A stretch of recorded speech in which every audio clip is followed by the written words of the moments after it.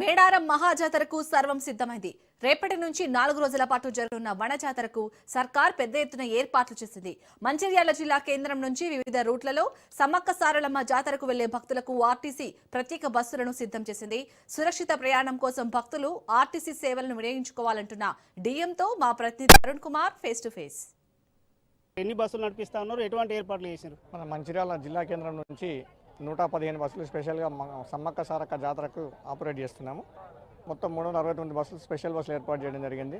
ఇందులో శ్రీరాంపూర్, చెన్నూరు, మంచిర్యాల్, బెల్లంపల్లి, మందమర్రి, ఆసిఫాబాద్ నుంచి వివిధ పాయింట్ల నుంచి మేడారంకు ఆపరేట్ చేస్తున్నాం మన జిల్లా నుంచి. సార్ ముఖ్యంగా కూడా అంటే ఎట్లా టికెట్ రేట్స్ అంటే గతంలో కంటే ఈసారి ఏమైనా రేట్లు పెరిగినాయా? ఎట్లా ఉంది? పిల్లలకి ఎట్లా ఉంది, పెద్దలకి ఎట్లా ఉంది టికెట్ రేటు పెద్దలకి 440, పిల్లలకి 260 రూపీస్. అలాగే మహిళలకి ఉచిత ప్రయాణం మహాలక్ష్మి పథకం ఇందులో వర్తిస్తుంది. స్పెషల్ బస్సులు అయినా కూడా మహాలక్ష్మి పథకం వర్తిస్తుంది, ఫ్రీ జర్నీ. అంటే అంటే ఇక్కడిక్కడ వివిధ రూట్లు అని చెప్పారు కదా, సుమారు ఎంత మందిని చేరేసేటువంటి అవకాశం ఉంది? అరౌండ్ ఒక 50,000 మందిని ఎక్స్పెక్ట్ చేస్తున్నాం మంచిర్యాల నుంచి మొత్తం జాతర మొత్తం.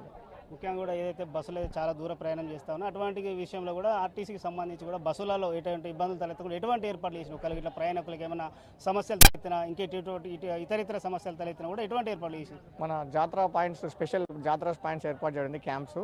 ఇందులో మన డిఎంఎన్హెచ్ఓ ఆధ్వర్యంలో మెడికల్ క్యాంప్స్ కూడా ఏర్పాటు చేశాము. ఇక్కడికి జాతరకి వెళ్ళేటువంటి భక్తులకు ఏ విధంగా అనారోగ్యం కలిగినప్పుడు వెంటనే వాళ్ళను తక్షణం మెడికల్ ట్రీట్మెంట్ ఇవ్వడం కోసం డిఎంఎన్హెచ్ఓ ఆధ్వర్యంలో మెడికల్ క్యాంప్ ఏర్పాటు చేయడం జరిగింది. అలాగే ప్రత్యేక టెంట్లు ఏర్పాటు చేయడమే, ఉచిత మంచినీరు ఏర్పాటు చేయడం జరిగింది. అండ్ బయో టాయిలెట్స్ కూడా మున్సిపల్ కార్పొరేషన్ వారు తీసుకొస్తున్నారు. ముఖ్యంగా కూడా ఏం చెప్పదలుచుకున్నారు భక్తులకు ఏంటంటే మా ఆర్టీసీ బస్సులనే ప్రయాణం చేయమని చెప్తున్నాం. ఎందుకంటే RTC bus first of all safe journey. అలాగే జాతరకు వెళ్ళిన తర్వాత అదే ప్రైవేట్ వెహికల్స్లో వెళ్తే చాలా దూరం ఉంటుంది గుడికి. అదే మన ఆర్టీసీ బస్సులో వెళ్ళేది ఉంటే గుడికి అతి సమీపంలో మనం డ్రాప్ చేస్తాము.